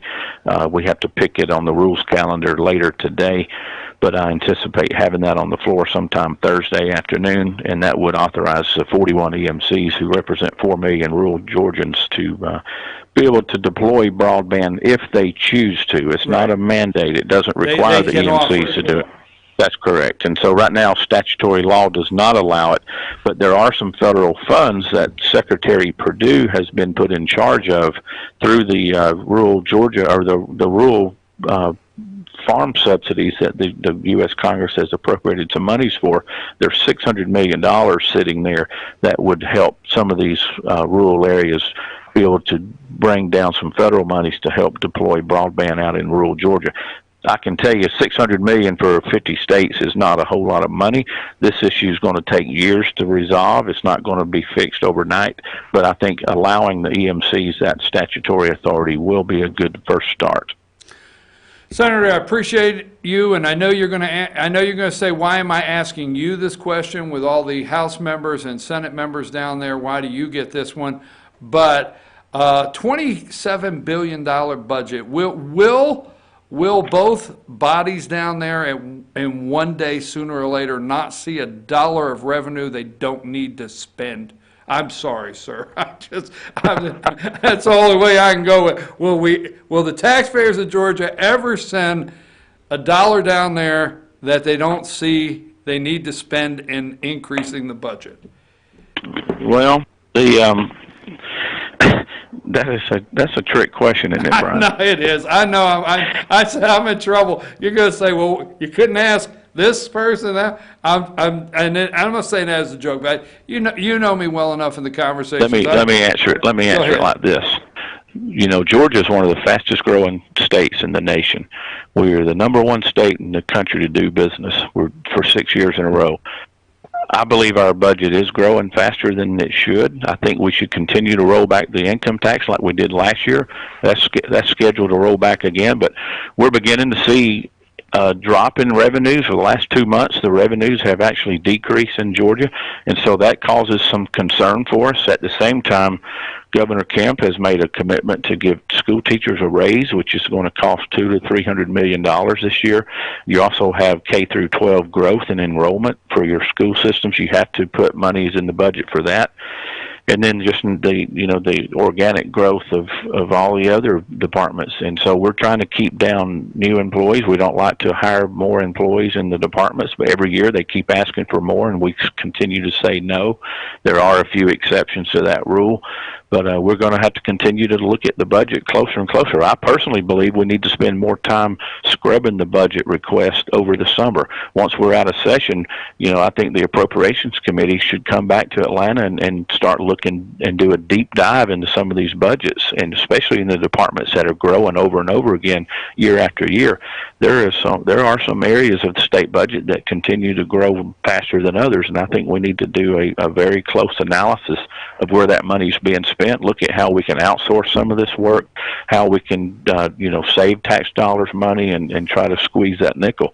And I think that we need to do that now, because the next recession is coming. We don't know when, and we have to be prepared for that. And, with the last 2 months, the revenues are dropping. We don't know if this next month revenues are going to be flat or down or up. And so if it's a third month of declining revenues, I think we have to take a close look at this budget before we pass it. Senator Gooch, I appreciate it. I know you got to be on the floor at 10 o'clock, and I thank you very much and for coming on and answering our questions. I appreciate you very much, sir. Have a nice day down there under the Gold Dome with all the other politicians on the floor. Sorry. Thank you. Come see us. I'm coming down Thursday. I decided. Okay, good. Yeah, I'll look forward to it. All see right. you then. Thank you, State Senator Steve Gooch, and I appreciate folks, he's our senator here in the 51st District. Always answers the questions, always will come on and answer the questions, and I think if you have information that you want to talk about tomorrow on the show, get it to me. Give them the way to get in touch with us so we close up here, because we are finished with today's show. Now, tomorrow we're going to dedicate again 9 to 10 o'clock. Okay, we're going to dedicate 9 or 10 o'clock to state issues. 706-889-9700, chief@fetyournews.com, and all the social media ways to follow us. 9 to 10 o'clock, Georgia State issues tomorrow. Anything you want to discuss and put out there, let us know, because you actually have till Thursday at midnight to finalize what you want to say about this legislative session. I'm your host, BKP. If you like the segments today, they will be on FYN TV, Fetch Your News YouTube channel. As soon as we close up shop today, we'll get them up there and you can share them with your friends. I'm your host. Take us out of here, Josh. We'll come back tomorrow. Try it again Wednesday. Cold in LJ, Georgia.